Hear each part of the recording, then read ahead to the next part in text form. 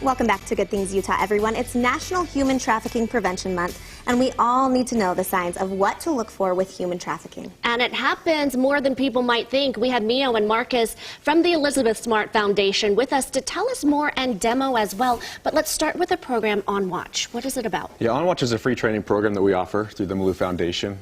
There's a QR code that hopefully pops up on the screen here in a moment, but it's free. It's free training to help educate on signs of trafficking, and then how to learn to report traffic if you see it. Mia, this is amazing. You say it's free. How do we go about this if you're interested in it, and what does it look like? How long is this program? Yeah, so they're really well done video modules. It's a quick training online. You can do it in the comfort of your own home. It's iamonwatch.org. Okay. If we don't have the prompts up there yet, but yeah, it's a great training, and it really opens your eyes to the realities of trafficking. Many people think of trafficking as like third world country issues or things that maybe we all care about but that don't touch our lives individually. But the realities are that it's everywhere. Here in Utah, we have a huge trafficking problem. And so who should be watching these videos?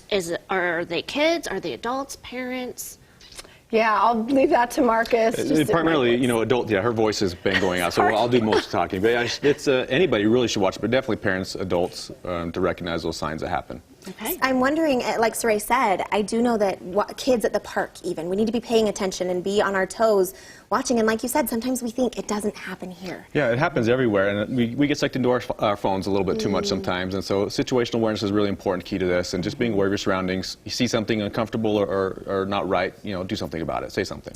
Why was it important for you all to make this available, have access for people who might not be able to afford classes? Because of the prevalence of trafficking all around us. There, again, as Mio mentioned, there's a perception it's not here, but it is here. We just have to be aware of it, and it's for everybody to be aware and to see what's happening and to do something about it. Well, this is amazing that you are offering this free training, and we also want to learn a few tips on how to get away. If someone does come and maybe grabs you, can we walk through a few of those? Yeah, we'll do a few grip breaks, we call them. Okay. There's a couple different ways, and again, her voice is a little rough. So she does the action and the demo. Yeah, She's so good at it she'll do too. the hard work. So we do the same side grip break, and so I'm going to grab her wrist. Our natural tendency is to want to just pull away, right? Yeah. Pull away.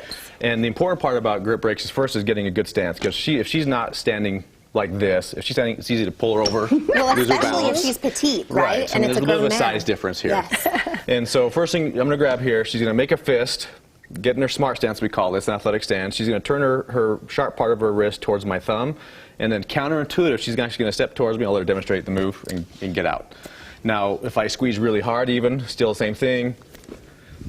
And then, if she, of course, hands up, and then creating space. Most important part, getting away. And kids and teens can learn this too, because I think over the holidays we had been hearing things like the pumpkin patch or at schools. This can happen. Yes, it can happen. And because, again, one of the most valuable tools we have is our voice, and she can't use it right now very well. I'll try, though. The voice is an important aspect of that, so you can draw attention to yourself, so people, again, aware, can see and do something about it. This is so fascinating because our reaction, like you said, would be to just pull. But to have that and to have our kids taught these things are so important too. Let's learn the next one. Next one is a good one. So again, two-handed grip is really, really strong. No matter how she does, she's not going to get away. Yeah, is she getting out of that? Yes. And so again, same concept. Make a fist, get her good stance. She reach over the top with her other hand, and again, elbow Can you towards show the that top. one more time? So wait, so that you're using your other hand to Reinforce, create more leverage. Grab her fist. grab your own hand. Yes. Okay. And then I'm going to drive my elbow to his belly button and to his chin. And again, I'm stepping in slightly, which is counterintuitive. But out here, he's pretty strong. But in close, he's a little bit weaker because his wrists are then engaged. Would it be horrible if you happened to get him in the belly real quick and then the chin on the way up? I'm just saying. That's ideal. That's ideal. Yes. But number one is to get away, Yes. whatever it takes. Yes, and for kids, the first grip break that we taught, where it's just that basic in and out, we always teach our kids to use their second hand to reinforce it. So you're going to just grab your own hand, because sometimes those little kiddos are just, they're tinier and not as strong.